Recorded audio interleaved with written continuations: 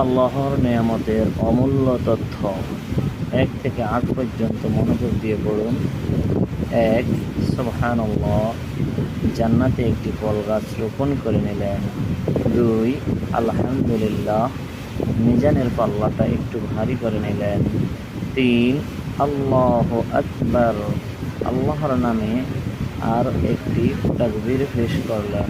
4, লা ইলাহা ইল্লাল্লাহু মুহাম্মাদুর রাসূলুল্লাহ সাল্লাল্লাহু আলাইহি ওয়াসাল্লাম, যার ন্যায় 7 আসমান ও 7 জমিন হইতে উত্তম।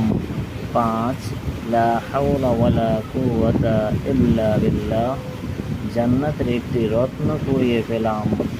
6, আলিফ লাম মিম, পেয়ে গেলাম 30 নেকি। 7, সুবহানাল্লাহি ওয়া বিহামদিহি সুবহানাল্লাহিল আযীম, এবার জান্নাতে একটি খেজুর গাছ রোপণ করে নিলেন। 8, শত শত মানুষের মধ্যে আল্লাহ আপনাকে সম্পূর্ণ করার তৌফিক দান করেছেন, এজন্য বলুন আলহামদুলিল্লাহ।